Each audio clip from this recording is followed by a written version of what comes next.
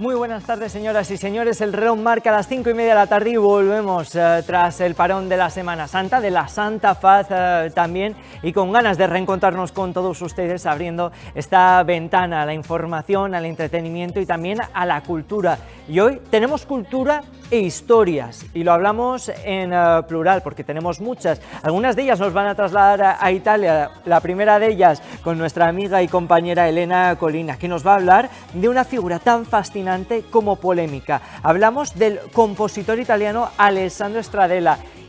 Venecia será el escenario y el protagonista, ya se lo hemos dicho, las aventuras tendrán que esperarse para conocerlas. La necesidad de amar de Pablo Álvarez es la historia íntima y generacional que sigue a Martí, un joven que viaja a Roma con una beca y ve cómo su vida da un giro inesperado al verse envuelto en una compleja relación que desafía las normas del amor convencional. En unos minutos charlamos con el Premio Azorín 2026 y conocemos su necesidad de amar. En una tarde en la que también surcamos las aguas, lo hacemos de la mano del alicantino Luis Amat, que nos regala su última novela, Vigilantes del Mar, una historia ambientada en el Reino de Valencia del siglo XVI que combina el amor, el conflicto y ese contexto histórico marcado por los constantes ataques en esas aguas, en las del Mediterráneo. Y las fiestas también marcarán parte de este programa de lunes, con los últimos rescoldos que nos deja la celebración de la peregrina de la Santa Faz 2026, porque hace apenas unas horas el municipio de Sant Joan se sumaba a su tradicional romería. En unos minutos abrimos nuestro tradicional racó de festa.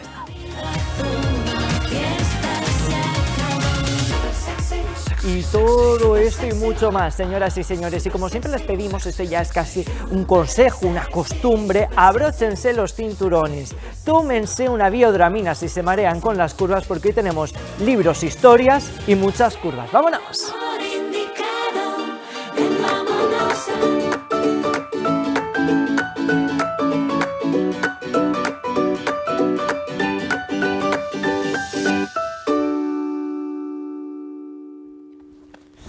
Muy buenas tardes, señoras y señores. Nos ven hasta sentarnos rápidamente. Ay, madre mía, que estamos de lunes, señoras y señores, y además volviendo casi de vacaciones, porque aquí en Alicante nos gusta la fiesta y además no la hacemos corta, la hacemos larga. Elena Colina, muy buenas tardes. ¿A ti también te gusta la celebración? Claro que sí. Buenas tardes, Carlos.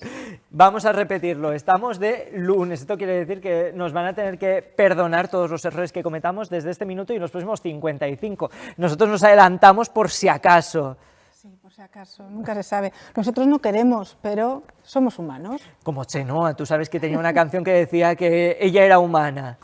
Pues nosotros también. Además, en una semana que yo no sé si te has percatado, tienes un almanaque cerca con esto que te pone las onomásticas y los días que se celebran a lo largo y ancho del calendario, pues fíjense, estamos a las puertas de celebrar el Día del Libro.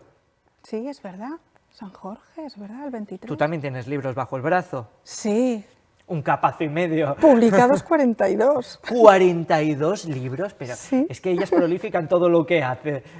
Sí, sí. 42 libros. Sí, ya hablaremos de eso. ¿Sigue habiendo historias que contar, Elena? Es que estoy escribiendo una nueva novela, pero no te puedo decir nada porque es que la empecé el 8 de marzo, el Día de la Mujer. El Día de la Mujer, además. Sí, pero este es un thriller, no tiene nada que ver con lo que he hecho hasta ahora. Pues mira, fíjense, no sabemos si esta historia de la que les vamos a hablar hoy habrá servido de inspiración a nuestra amiga y compañera y colaboradora, sobre todo Elena Colina, para sus novelas. Hablamos de la figura de Stradella, un genio y figura, ¿no? Y además hasta la sepultura. Efectivamente. Además hoy te lo traigo facilito, Alessandro Stradella. Sí, no ha habido que poner... bueno, ¿no? Elena lo que hace es cuando me trae un compositor complicado, me lo dice fonéticamente para que no erremos en el tiro. Efectivamente. Bueno, pues te voy a contar sobre Alessandro Stradella, que era un compositor italiano nacido en la Toscana. Viene de una familia noble. De hecho, su padre pertenecía a una orden militar, además muy prestigiosa, y como eran nobles, pues eso también le dio una posición muy privilegiada a Stradella. Es, bueno, es impepinable que digamos que Stradella tenía un gran talento para la música, pero también tenía mucho talento para los conflictos, para los escándalos y para las aventuras. Bueno, pues claro, a lo largo de esta temporada nos estamos dando cuenta que muchos de los genios tenían ese don también, ¿no? Que iba casi parejo con el talento innato, con el que nacían para la música. ¿Cuándo empiezan realmente los problemas importantes y notorios para Alessandro? Bueno, pues comienza, parece ser que con el secuestro de una monja de clase social alta. Pese a que Stradella venía de una familia bien posicionada, le encantaba el dinero, pero ya su mayor lío fue también en Roma. Es que se unió con eran tres personajes, se unió con dos personajes un poco, que eran unas amistades un poco peligrosas. Estaba... Como el grupo, ¿no? Amistades peligrosas, muy bien. Pero estaba el abad Antonio Sforza y luego... Antonio Sforza de los Sforzesco, los de Milán. Sí. Madre mía. Y estaba también Carlo Ambrogini Lonati. Ellos tres intentaron y consiguieron robar el dinero de la iglesia. Los pillaron y tuvieron que salir. Bueno, pitando ahí de Roma. estamos viendo óleo sobre lienzo, Stradella tapándole la propia boca de la monja. Sí, Madre para mía. secuestrarla. Pero es que ahí no quedó Stradella, no te creas que es que huyó y de eso aprendió. No, al año siguiente ahí estaba otra vez Pero en no Roma. me digas. Sí. Esto se convirtió casi en una tradición, como el racó de fiesta Sí. de los lunes en la Explanada. Sí, es verdad, era tremendo, porque además luego se unió con el castrati Volpio y con Volpio pues lo que hizo fue intentar apañar un matrimonio con una mujer que quería, bueno, pues casarse con un pariente del cardenal Chivo. Y claro, cuando el cardenal Chivo se enteró, porque además había muchísimo dinero y le habían estafado a la mujer, dijo que bueno, pidió prisión para ellos y otra vez se tuvo que ir, pero esta vez se fue Bien a huido, Venecia. ¿no? Ah, claro, porque yo iba a decir, te hablabas tú de estafa, por favor, que nadie piense que les hemos estafado con la introducción que hemos hecho, que hemos puesto unas imágenes preciosas que han grabado esta mañana los compañeros de Venecia, de la delegación de Alacantí en Venecia, claro.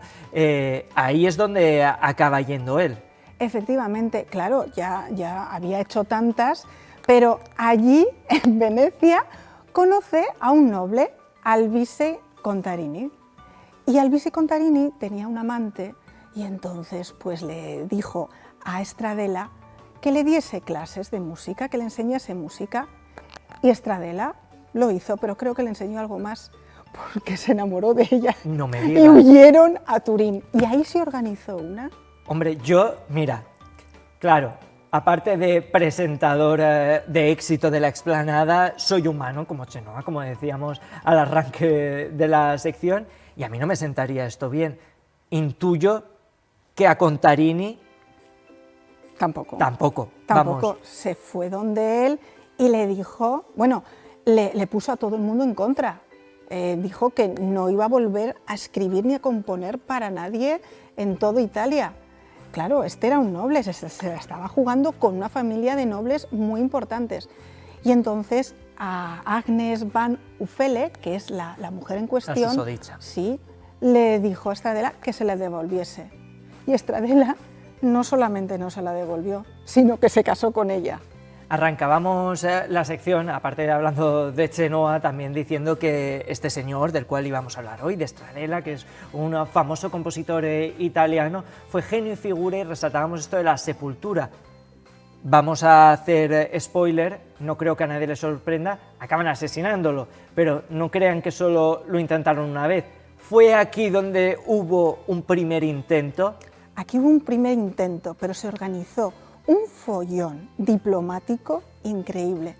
¿Por qué? Porque claro, cuando se enteró que se había casado, Contarini se enteró que se había casado Stradella con Agnes, pues bueno, puso el cielo en el grito, agarró el grito en el cielo, perdón. Te hemos entendido y podemos reseñar de nuevo, estamos de lunes. Sí.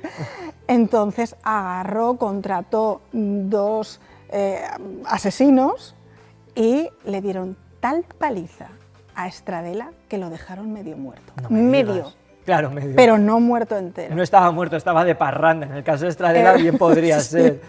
Entonces los agresores se cobijaron en la embajada francesa y aquí se montó un buen lío diplomático. Vale. Vamos a rebobinar, vamos a darle a la pausa a esta historia para que la gente lo entienda. Todo este conflicto internacional, bueno, pues que afectó directamente a las altas alcurnias francesas.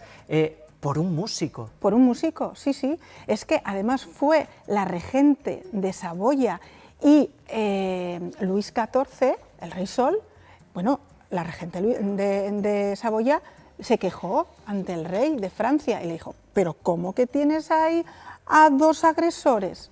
Bueno, se montó un lío diplomático increíble y Contarini dijo que, bueno, que él dejaba en paz ya finalmente a Stradella, pero que no lo metiesen en la cárcel. Entonces, claro, ahí Stradella tenía miedo y aunque ya Contarini no le hizo nada, ya se fue a Génova.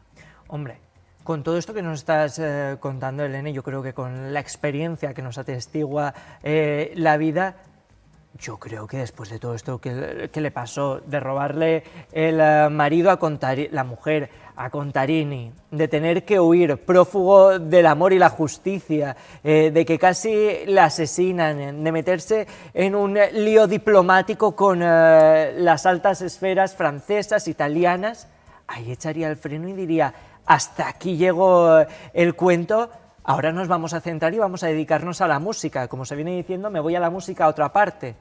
Pues eso lo haríamos tú o yo. Pero él no, claro. Él no. Si es que... Él la montó también porque, de hecho, se lió con otra mujer casada. ¿Otra? Con la mujer de Giambattista Lomellino. Entonces, el Lomellino agarró, contrató a un matón y con arma blanca lo mató el 25 de febrero de 1682 en la Piazza Bianchi de Génova. Con lo cual, genio y figura, y ahora sí, hasta la sepultura, porque acabaron sus días asesinado y otra vez por el amor. Por el amor, con 39 años murió. Vamos a hablar, si te parece bien, llegados a este punto, ahora que ya les hemos dado todo ese contexto histórico de cómo fue esta persona peculiar, conflictiva, también podríamos decir, claro, el conflicto que marcó parte, ¿no? Iba robando mujeres. Y secuestrando a monjas. Secuestrando monjas. Que con la iglesia hemos topado. Que recuerden ustedes que empezábamos así esta historia. ¿Qué impacto artístico dejó Alessandro Stradella? Bueno, pues se convirtió en una leyenda y tú fíjate, con la vida, la biografía que tiene, llegó el momento de la época del romanticismo y eso era, bueno, una auténtica maravilla para los escritores, los narradores y los compositores como Flutov, que hizo una ópera que lleva su nombre, Alessandro Stradella. A mí me gusta mucho esto porque quizás la gente no reconozca a Alessandro Stradella por sus composiciones, pero como cuando lo conocemos nos damos cuenta que ha inspirado a otros músicos, a otros artistas de la época. Yo, por ejemplo, cuando murió David Bowie, recuerdo que, bueno, pues que en redes sociales se armó ahí un jaleo, la gente diciendo, ¿por qué defiende ahora todo el mundo a David Bowie? Y yo recuerdo una persona muy elocuente que dijo, mira, a mí no me gusta mucho David Bowie, pero sé que David Bowie ha inspirado a toda una generación y gracias a él ahora tenemos este tipo de música que tanto nos gusta. En el caso de Stradella, pues oye, también dejó un gran legado, aunque no fuera propio, su historia ha traspasado y ha llegado a nuestros días. Sí, es cierto, y además Stradella no es uno de los músicos que más escuchan y es una pena, porque era muy brillante para su tiempo. Un virtuoso, ¿no? Igual que, por ejemplo, lo fue Beethoven, Mozart, quizás autores y músicos que nos han llegado a nuestros días. Claro, pero es que él era de la época del barroco, pero no hacía su música, no sonaba realmente a barroco, parece más como un inicio del clasicismo, incluso a veces un poco hasta un romanticismo. Entonces era un visionario, por eso era tan importante musicalmente. Pues Elena, con esto nos vamos a quedar, pero no te lo vas a creer. Te vamos a pedir que te quedes unos minutitos detrás de las cámaras porque no nos vamos a ir muy lejos de este marco que has creado entre Venecia, Génova. Nos vamos a ir a Roma, ¿También? Viaje de ida y vuelta. Muy bien. ¿Te apetece? Claro que sí. Y es que vamos a seguir los pasos de Martí Rocamora, que es el protagonista de esta novela, Premio Azorín de Novela 2026. En concreto nos vamos a trasladar al año 1987, es verano.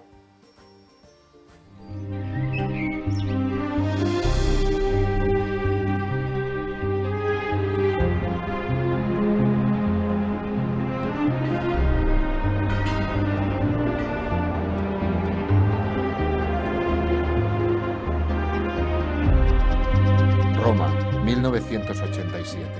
Martí Rocamora es un joven escritor barcelonés que llega a la ciudad eterna gracias a una beca de la Real Academia de España para investigar la vida de Beatrice Cenci, una noble italiana del siglo XVI, cuya vida está envuelta por una mezcla de realidad y leyenda. Embriagado de una inocencia juvenil y con el deseo de dejar atrás una tormentosa relación familiar, confía en que ese viaje sea el inicio de una brillante carrera literaria. Sin embargo, su investigación quedará relegada a un segundo plano cuando conoce a una pareja enigmática que transformará su vida para siempre. Martí se verá arrastrado, casi sin darse cuenta, a una relación intensa, un despertar emocional y sexual que marcará su forma de entender el amor, el deseo y la libertad.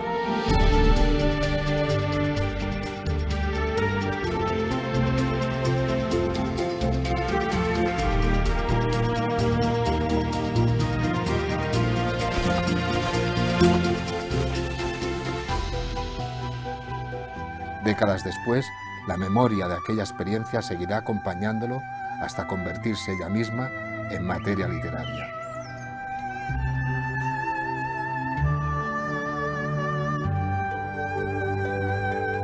Soy Pablo Álvarez y esta es mi primera novela. Maravilloso este book trailer que nos adentra de lleno en el Premio de Novela Azorín en 2026. Pablo Álvarez, muy buenas tardes, bienvenido a La Esplanada, bienvenido a la Cantí Televisión, bienvenido a tu casa.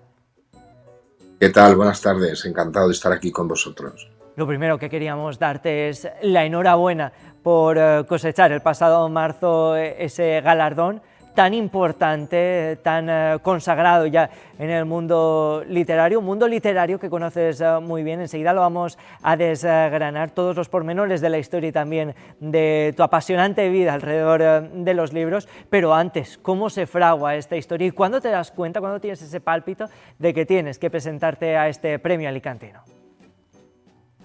Pues viajé hace casi una década a Roma y hablando allí con los becados y las becadas de sus ilusiones por crear, por cambiar el mundo con sus creaciones y visitando las instalaciones en la iglesia, en el altar mayor, vi que estaba en una lápida el nombre de Beatrice Cenci, pregunté quién era. Me dijeron con dos frases la historia de esta muchacha y enseguida pues pensé que quizá uno de los becados o las becadas podía estar allí escribiendo la historia de esta enigmática mujer del Renacimiento italiano, y ahí en el altar mayor como que me atravesó ya la historia y empecé a dar forma a los personajes, al protagonista y a la novela. La necesidad de amar, que es el título que lleva por nombre este libro, ya es toda una declaración de intenciones en sí mismo. Totalmente, yo creo que solo el amor nos puede salvar de todo lo que está cayendo y está bien hacer eslogans también dentro de los títulos. ¿Es una convicción personal o es una pregunta abierta o una frase que le deja al lector para que la trabaje?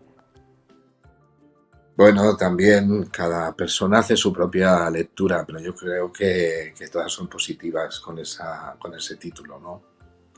Y es que esta novela, bueno, trata de hacer un viaje y explorar, ¿no?, las formas de amar y la necesidad también de ser amado.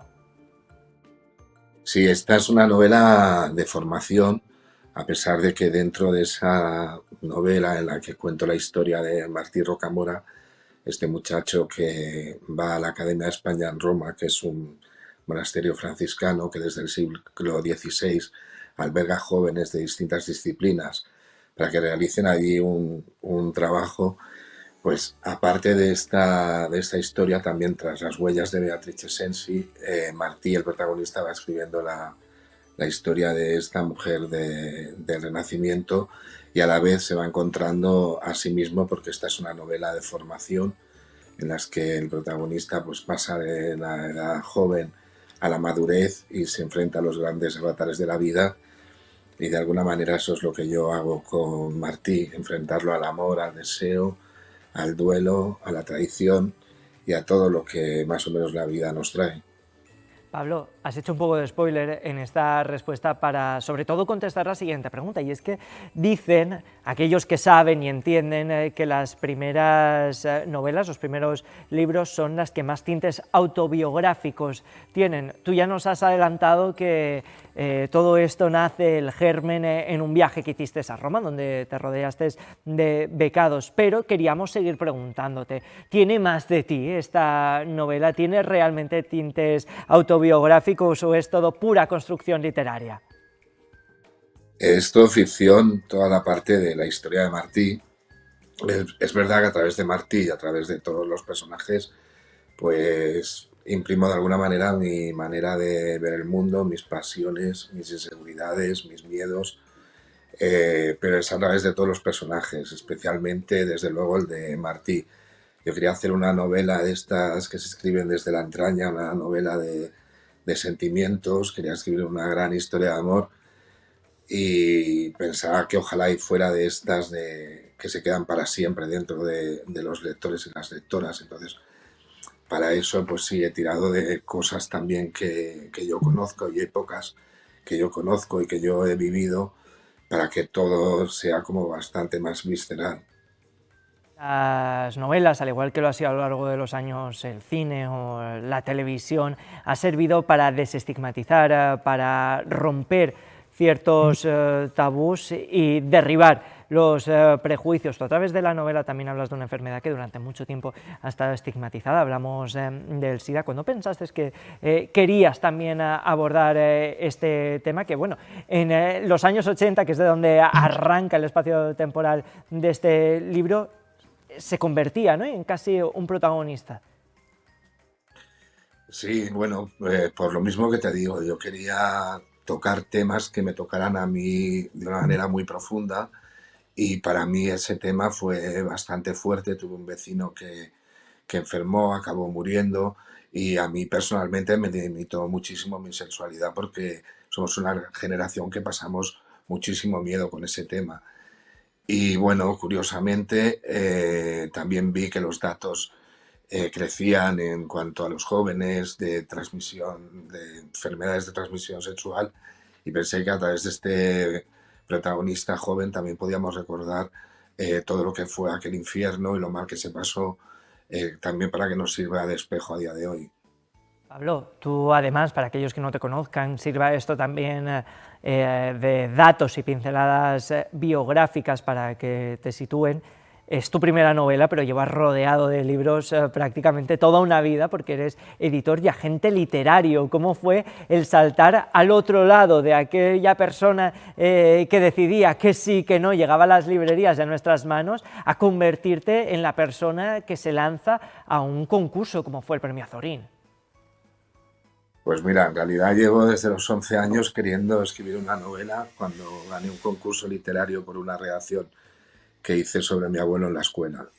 Pero es verdad que desde los 18 me dedico al mundo editorial como editor y como agente literario, y eso también me limitaba mucho, me generaba muchísimo pudor, y entonces el proceso en principio lo hice en silencio. Yo pensaba pues autopublicar esta novela y ya. Pero sí que hubo un momento que, cuando estaba ya más avanzada la historia, la tenía ya más cerrada, los personajes muy vivos, pensé que igual merecía una publicación un poco mejor, y ahí ya decidí con seudónimo presentarme al premio, y aquí estamos. ¿Qué pensaste cuando escuchaste su seudónimo, cuando se abrió este sobre y se oye ese nombre con el cual habías presentado el libro? Para aquella gente que no lo sepa, en los concursos literarios se utiliza, se emplea un apodo ficticio para presentar la novela y que el jurado no tenga una preferencia u otra para dictaminar cuál va a ser la obra ganadora. Pues la verdad es que mucha emoción, muchos nervios también. Apenas pude aclararme con el discurso porque estaba totalmente emocionado. Bueno, pues mucha alegría y mucho nervio. Así es como lo viví. Y el martes pasado, un pasito más en ese nerviosismo ya casi reposado, porque presentaste en Sociedad, en el Real Casino de Madrid, la novela. Lo hiciste además muy bien rodeado de alicantinos que quisieron acompañar y no perder la oportunidad de estar allí en la capital del reino presentando el premio de novela Azorín, y además también con el compañero Aimar Bretos, que te presentó el libro rodeado de muchísimos periodistas y muchísima expectación también. Sí, pues estuvo genial. Desde aquí doy las gracias una vez más a la Diputación y a Aimar, que bueno, no sé si me oís bien, alguien de los que estáis ahí. Bastante calmada y bastante preparado, ¿vale? Entre amigos, a pesar de que, como tú bien dices, la sala estaba llena y yo bastante emocionado. A pesar de ser ya una persona adulta y mayor, me sigo emocionando y yo creo que eso es algo que ojalá nunca pierda, ¿no? De escribir esta historia, de embarcarte en estas palabras mayores, que es este libro, ¿ha cambiado tu forma de entender la literatura y el amor?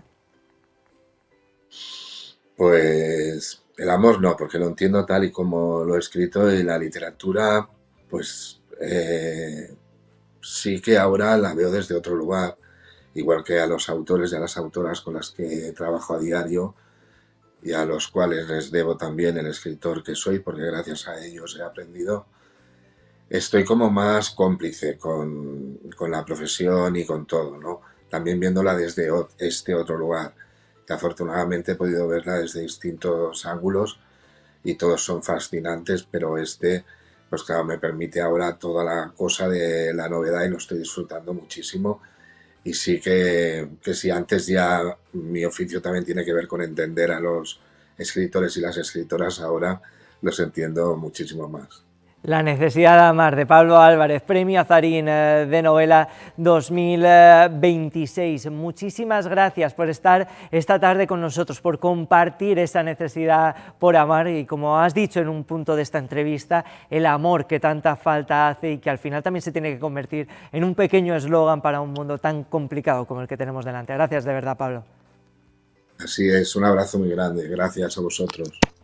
Abrazo que nos llega hasta Alicante. Vamos a continuar, les decíamos que estamos celebrando la Semana del Libro, estamos a las puertas de una de las efemérides que más nos gustan en el calendario. Claro, un programa cultural no podía ser de otra manera y nos vamos a detener en un nuevo libro, en este caso un libro que nos trae un alicantino. Él es Luis Amat, que de la historia entiende mucho y de esta más si cabe. Muy buenas tardes, Luis. Hola, ¿qué tal? Buenas tardes. Un auténtico privilegio volver a tenerte en este mismo sofá y embarcarnos en esta historia, en esta novela que nos lleva a surcar las aguas, y unas aguas del Mediterráneo que no están tan tranquilas como las de hoy día. Exacto, las aguas del Mediterráneo, de las que decían que venía el terror, venía el miedo, porque precisamente de ellas venían los piratas berberiscos a todas nuestras costas, y aquella frase de moros en la costa venía de ahí. Cuando los vigías veían en el horizonte las velas acercarse y los vigilantes del mar, que es como llamo yo a las torres de defensa, y es el título de la novela, avisaban, encendían fuego, se comunicaban y avisaban a toda la población del peligro. Y en ese momento había en las costas, no solo alicantinas, sino en las costas de todo del territorio de la antigua Corona de Aragón, un auténtico peligro y un auténtico miedo con respecto a todos los ataques de los piratas berberiscos. Nos tendríamos que situar en el siglo XVI, Sí. Reino de Valencia, antiguo Correcto. Reino de Valencia, Correcto. una época muy convulsa. ¿Por qué decidiste situar y ambientar esta novela de los vigilantes del mar en una etapa que realmente fue de auténtico miedo para la población, Exacto. tanto alicantina como levantina, porque estábamos expuestos todo el rato a la llegada de invasores? Exacto. La novela comienza porque, vamos, de alguna manera, tiene hechos históricos, de fondo, lógico, que han sido muy investigados y todo lo demás, pero la novela tiene sus personajes, sus historias, sus conflictos, etcétera, etcétera. Y la novela abarca desde 1519 hasta 1561. Y en 1519, más que nada porque ahí empezó realmente con fuerza lo que fueron los ataques de los piratas, pero coincide también con la Guerra de las Germanías. Claro, porque en esta novela, que de contexto histórico tiene mucho y también de algunos pasajes, no has querido esquivar algunas de las batallas más importantes que marcaron ese periodo aquí en la Comunitat Valenciana, antiguo Reino de Valencia. Hablamos de la Guerra de Germanías, de la Guerra Germana de Foix. Y además incluso de toda la guerra que hubo en el Mediterráneo, cuando el emperador Carlos, con su almirante Andrea Doria, luchaba contra las fuerzas de Solimán el Magnífico y Barbarroja, que era el pirata que, junto con Dragut, asediaba toda la costa de Alicante y todo lo demás. Y la novela, dentro de todo su contexto, y es importante, coge dos hechos fundamentales en la historia alicantina y entonces cuenta la razón de ser de esas torres de defensa de los vigilantes del mar. Una de ellas es importante. El 17 de marzo de 1540, festividad de la Santa Faz, aprovechando que los alicantinos estaban en el monasterio, hubo un desembarco de piratas berberiscos. O sea, ya sabían en aquel entonces que el 17 de marzo era festivo para celebrar el Día de la Lágrima. Claro, lo que pasa es que es curioso, pero había una comunicación entre los moriscos de toda la zona del Reino de Valencia y los piratas de Argel. Ellos venían cuando les avisaban, había una comunicación tremenda. Claro, en un momento en el que nos tenemos que remontar a siglos atrás, 6 siglos atrás, sin comunicaciones instantáneas como la que nos ofrece hoy día WhatsApp. Señales de humo lo tenían complicado porque lo hubiesen detectado los cristianos que residían aquí. ¿Cómo lo hacían? Ellos iban, de manera, tenían faluchos pequeños de noche, surcaban el mar, cruzaban, llegaban a Argel y entonces ahí avisaban, e incluso piratas que venían de Argel, camuflados como de incógnitos, venían sus contactos en toda la zona de la costa y del interior y decían, este es el momento, y entonces ellos salían y atacaban. Eso fue importante, pero más importante fue, a mí me causó mucho, me impresionó, al leer las crónicas de Bendicho, del Deán Bendicho, que hablaba de 10 años más tarde, el 24 de mayo de 1550, dice que se divisaron desde las costas de Alicante 35 galeras. O sea, imaginemos lo que son 35 galeras frente a la costa de Alicante. Desembarcaron en toda la zona de la playa de San Juan, saquearon la playa de San Juan, Muchamel, etcétera, etcétera, y luego se fueron a Cullera y otros sitios. Nunca se atrevían a atacar Alicante porque, claro, era una ciudad, estaba fortificada, había ejército, entonces ellos lo que hacían eran incursiones rápidas. Entonces, claro, pensemos que en Alicante ahora mismo se conservan 28 torres de defensa. Y esas torres estaban en sitios estratégicos, de tal manera que la primera que avistaba en el horizonte llegar a los piratas berberiscos encendía el fuego. Y se iba comunicando el fuego de unas a otras y en toda la costa estaban encendidas todas las torres por encima. Y eso era moros en la costa. La gente se refugiaba en el interior. Y entonces, claro, queriendo salvar su vida, los piratas tenían hasta incluso, tenían posibilidad de ir a campo abierto y saquear las villas, hacer esclavos, porque hacían esclavos que luego reclamaban rescate por ellos. Ahí tenemos la película, por ejemplo, del cautivo, ahí se ve también lo que ocurría. Ellos esclavizaban, si eran de buena familia, pedían rescate, si no, los mandaban a galeras o todo lo demás.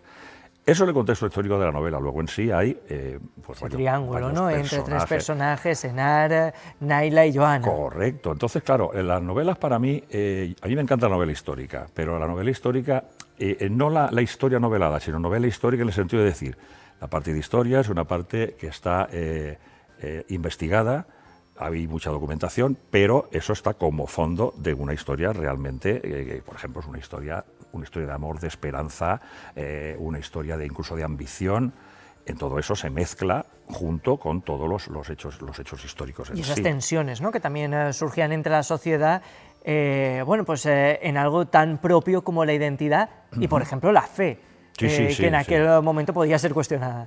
Claro, es que hay que tener en cuenta una cosa. En ese momento había muchísimos, porque cuando la Guerra de las Germanías, Germana de Foix, que era la que fue amante del emperador Carlos, era tía y amante, pues ella hubo una represión tremenda contra los que estaban a favor de los agermanados. Y muchos huyeron, y huyeron a Argel. La forma de integrarse en Argel era convertirse al Islam. Con lo cual resulta que, y por otra parte, al contrario, había gente que huía de allí y venía aquí y se convertía para, de alguna manera, a lo mejor si era un proscrito en Argel, venía y se convertía. Entonces eran falsos cristianos y falsos musulmanes, porque ellos se habían convertido de fachada para no tener para no sufrir ni tormentos, ni ser ejecutados, ni nada de esto. Con lo cual ahí se creaban unos conflictos religiosos tremendos. Y ahí entra la Inquisición, que también en la novela tiene un papel fundamental, porque, tengo que comentar que yo he contado con el asesoramiento en muchas cosas del doctor en Historia y amigo, que es amigo, el profesor Juan Antonio Barrio, que además dedicó un año sabático al estudio de la Inquisición, y de ahí hay una narración de un auto de fe en la Plaza del Aseo, la plaza de la Catedral de Valencia, que se cuenta tal cual era. Y entonces hay quien me ha dicho, pero madre mía, esto es una barbaridad lo que estás contando aquí. No, es que es totalmente real. Entonces, a veces la realidad no supera la ficción. No se le daba valor a la vida, no se le daba valor absolutamente a nada. Ni siquiera, y en la novela está muy reflejado ahí, ni siquiera los lazos familiares, absolutamente a nada. Entonces era, como he dicho, una época convulsa, no ya en sí en todos los aspectos históricos, sino a nivel de las personas, de sus creencias, de muchas cosas. La novela refleja también, claro, si estamos hablando de las batallas navales en el Mediterráneo, pensemos que las galeras estaban movidas a remo y los remos estaban con los galeotes, y los galeotes, aquello era el mayor tormento que una persona pudiera sufrir. Era increíble aquello. Entonces, claro, la gente es que ni se preocupaba, para ellos la esclavitud, otra cosa importante. Alicante era uno de los mayores mercados de esclavos que había, no solo en el Reino de Valencia, sino incluso en la parte de arriba también, porque Barcelona, Valencia era, pero Alicante, por su situación en el puerto y todo lo demás, aquí había un comercio de esclavos increíble, cosa que no se ha contado después. Y sin embargo ocurría y además incluso venía gente de fuera a comprar esclavos. Encontré una documentación en donde aparecía el comprador del esclavo, el nombre del esclavo, lo que había pagado por él. ¿Cuánto pagaban más o menos, así por curiosidad? Bueno, no lo sé, porque realmente ahí estaba en monedas, había una moneda propia en el Reino de Valencia, entonces había una moneda propia, pero dependía. Pagaban muchísimo por los esclavos negros, sobre todo por las esclavas negras.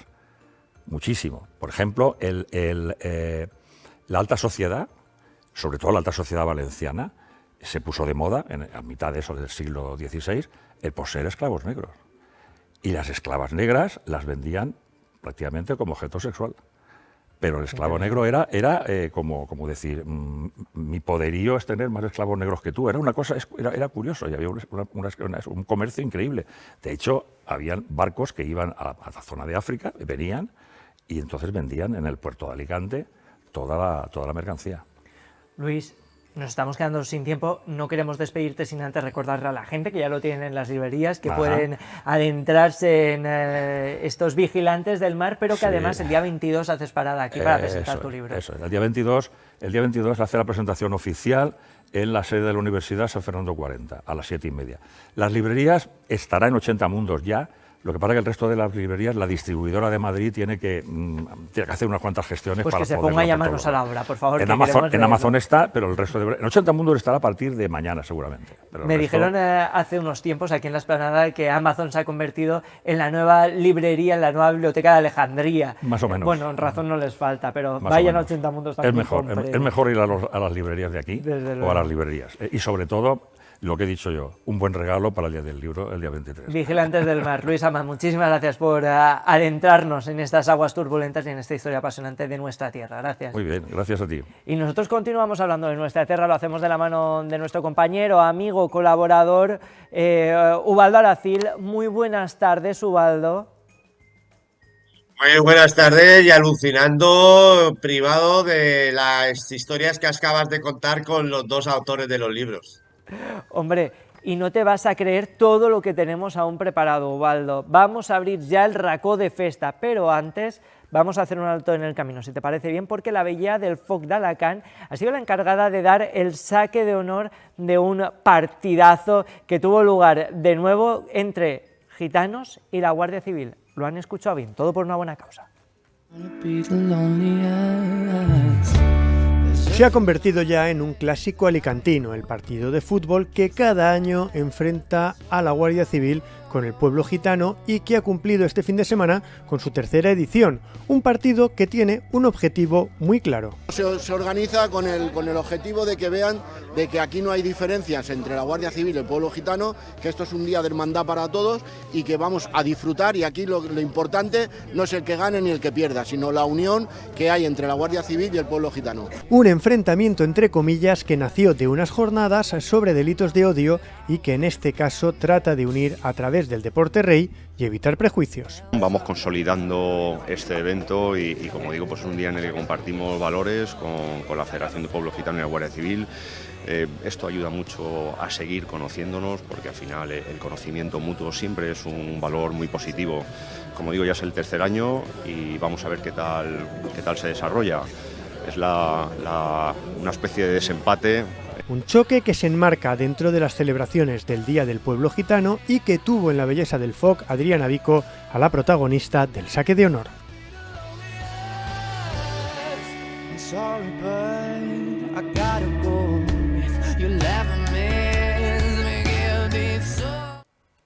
Ahora sí, Ubaldo Aracil, muchísimas gracias por esperar, por mantenerte ahí expectante. Bienvenido de nuevo a la Esplanada. Abrimos, sí que sí, el racó de festa.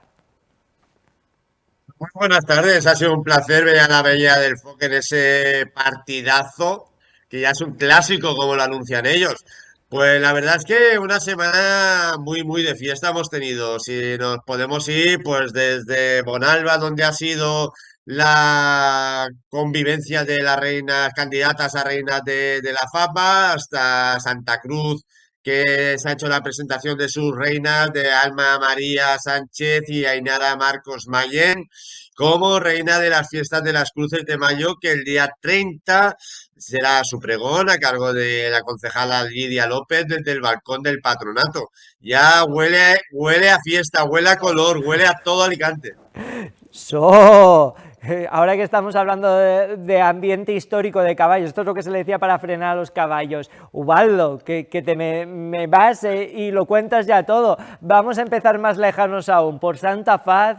Yo no sé cómo viviste tú la peregrina, pero que ha sido declarada bien de interés cultural, que el jueves, bueno, pues hizo que miles de alicantinos volvieran a salir a las calles, que sin ese festivo nacional del 1 de mayo, que fue el año pasado y que conseguimos llegar a los 350.000 peregrinos este año, sin ese festivo, sin esa coincidencia, hemos llegado a los 330.000, que es una animalada. Sí, vamos a ver, una barbaridad. Alicante es que es así. Y la provincia, que aunque no en todos los sitios sea fiesta, sí que como no es lectivo, la gente sale a la calle, sale a celebrar el Día de la Santa Faz, como tú has dicho, 330.000 personas, donde pudimos ver y la gente que no pudo venir lo pudo disfrutar también a través de los compañeros y tú con Mariola también en directo desde allí, desde el monasterio.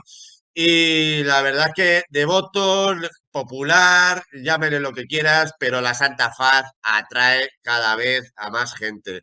Es, sin duda alguna, que me perdone Nuestra Señora Virgen de Remedio, la patrona de Alicante, pero la fe y la devoción en Alicante está por la Santa Faz.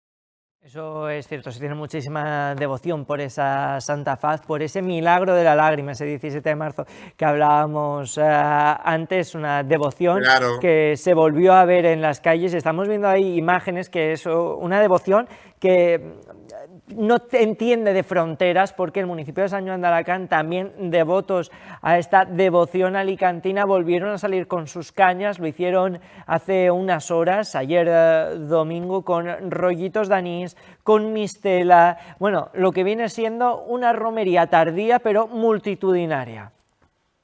Bueno, el domingo también es un día de romería, ¿eh? Ten en cuenta que la mayoría de romeros de la provincia, el domingo ayer estaba Santa Faz muy lleno de gente. O sea, el domingo es una tradición también ir, incluso comer mona. Fíjate, o sea, también hay una tradición de comer mona el día de la Santa Faz. Y en este caso, como podemos ver, el domingo pues se cumplieron varias tradiciones, en este caso desde San Juan. Y fueron pues hasta el monasterio a disfrutar de esa romería y a comprar los obsequios que quieres regalar próximamente, que realizan allí las monjitas del monasterio, y que varias hermandades, como es la Hermandad de Cristo del Mar y de Soledad la Marinera, son voluntarios allí durante todo el año. Hablabas tú de gastronomía, pues fíjate, vamos a darte una buena noticia, y es que hoy se han dado los premios a esa tapa cofrade y también a los menús de Cuaresma. Sabemos que a ti, que te gusta mucho comer, no querías perderte esta buena noticia, Ubaldo. Pues Insensato repite como mejor tapa cofrade en estas jornadas gastronómicas, que hoy se han entregado los premios en Casa del Mediterráneo, en esa feria gastronómica que ha tenido lugar, bueno, que está teniendo lugar durante todo el día de hoy, pero esta mañana concretamente ha sido la entrega de premios. Bajo el manto, que era el nombre que recibía esa tapa cofrade de Insensato, y que, bueno, nos llevaba una nueva versión del bacalao, un producto muy de la etapa de Cuaresma, y aquí a la gente animarla a que el año que viene salgan y las prueben, porque son unos auténticos bocados que llevarse a la boca, nunca mejor dicho, sobre todo en esta época de Vigilia y Cuaresma. Ubaldo, vamos a continuar, porque este fin de semana, después de la Santa Faz, después de las convivencias de Toledo, tenemos marcado en el calendario y en rojo la gala de candidatas. Estrenamos ubicación, nos vamos a la Rambla de Méndez Núñez para ver desfilar en su faceta de gala a las más de 80 candidatas al título de Bellea del Foc d'Alacant y de les seues dames d'honor. Correcto, pues a partir de mañana estará la Rambla ya cortada para montar todo el operativo, todo el escenario que llevará hasta el domingo por la tarde. Un aviso importante: desde mañana por la mañana hasta el domingo por la tarde la Rambla estará cortada, va a haber una reordenación de tráfico para montar esa pasarela que recorrerá toda la Rambla. Tendrán que estar preparadas las candidatas. Yo creo que habrán hecho ejercicio para esa pedazo de pasarela que vamos a tener montada este año en esa ubicación. Veremos a ver, se barajaron muchas, ahora se corta la Rambla. Bueno, un escenario a probar y un escenario a ver en el centro de Alicante. Hay que decirle a la gente, para dar un poco de contexto, compañeros, vamos bien de tiempo, a ver si me voy a enrollar yo en este tema y nos quedamos sin poder despedir el programa de repente. Bueno, yo lo voy a intentar. Luceros fue uno de los lugares que quería la Federación para servir de escenario, Luceros, de marco incomparable. ¿Cómo? Luceros no, Avenida de la Estación. Bueno, Avenida de la Estación, con el fondo y el marco de la Fuente de los Luceros de Bañuls. Sí, pero Luceros no se cortaba. Claro, pero teníamos la imagen de Luceros. Vale, sí, correcto. Con lo cual, fue la primera idea, el ayuntamiento lo desestimó, dijo por ahí no. finalmente es en la Rambla. Hay que decirle también a los espectadores, a la audiencia, que en los últimos años la Federación de Fogueres ha probado nuevos lugares para situar esta gala de candidatas. La han paseado más que nunca, se la han llevado a la Plaza de Toros, se la han llevado al Rico Pérez, por ejemplo, el año pasado, que fue en el estadio del Hércules Club de Fútbol, y que no acabó de gustar, ¿verdad, Ubaldo? Se quedó vacío, la verdad es que para la pasarela era un escenario demasiado grande y se quedaban huecos vacíos, había demasiada distancia entre las candidatas y el público, perdía mucho calor, y no en boca mía, sino en boca de la mayoría de los foguerers, que así lo hicieron saber.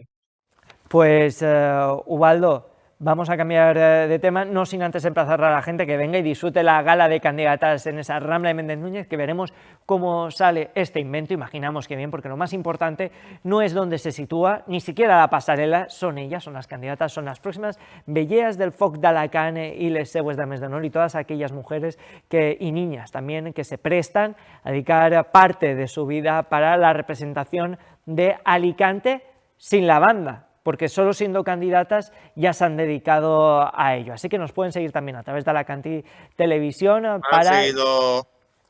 Sí, Ubaldo. Han vivido ese tiempo para su hoguera, que es lo bonito. Desde luego. Ubaldo, vamos a continuar con otras fiestas, nos pueden ver de todas maneras con la gala de candidatas en Alacantí Televisión, yo aquí cuñita publicitaria que no nos falte, el viernes por la tarde y el sábado por la noche. Mientras tanto, Ubaldo, hablabas nada más arrancar esta sección de levantar la persiana del racó de festa, que hemos tenido varias fiestas importantes y convivencias dentro de las mismas. Hablamos de las candidatas a reina de la FAPA, que están en ese camino para ostentar este título representativo y llevarse esa corona a su barrio. Pues el Bonalba ha sido escenario en este año de la gala de convivencia de hace la FAPA durante cada año, como igual que todas las fiestas, y este caso pues ha sido una jornada de vivir el jurado con ellas, de divertirse, pues 2 jornadas para que el jurado conozca un poquito más a este ventenar de chicas y niñas que en diciembre intentarán, optarán a ser reina de las fiestas populares y patronales de la ciudad de Alicante.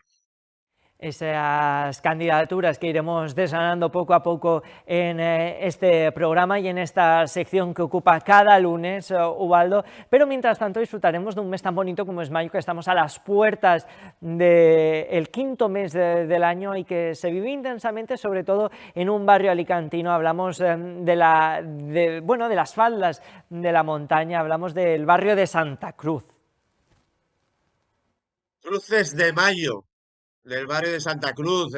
Según el historiador Óscar Llopis, son las fiestas más antiguas de la ciudad de Alicante, van a cumplir 200 años en breve, y este fin de semana, concretamente ayer domingo, se proclamó a las nuevas reinas 2026 de estas tradicionales fiestas alicantinas: Alma María Sánchez Quiles y Ainara Marcos Mayén ostentarán ese cargo de las fiestas tradicionales de las Cruces de Mayo, que darán su pistoletazo oficial de salida el próximo día 30. El día 30, desde el patronato de Santa Cruz, será Lidia López la que pregonará las fiestas de las Cruces de Mayo 2026, y que durante el 1 y el 2 y el 3 de mayo estará lleno de color, sabor, alegría y música y gastronomía, no nos cansamos de decirlo, en el núcleo alicantino de Santa Cruz. Ubaldo Aracil, muchísimas gracias por estar esta tarde con nosotros y te emplazamos a que vuelvas dentro de un lunes. Hasta la vista. Gracias. Y a ustedes les emplazamos a que vuelvan mañana a partir de las 5:30 con más entretenimiento, con más información y con más explanada. Y también a partir de las 10 de la noche con un programa especial del escenario con el presidente de la Generalitat, con Juanfran Pérez Llorca. Descansen, cuídense y hasta la vista.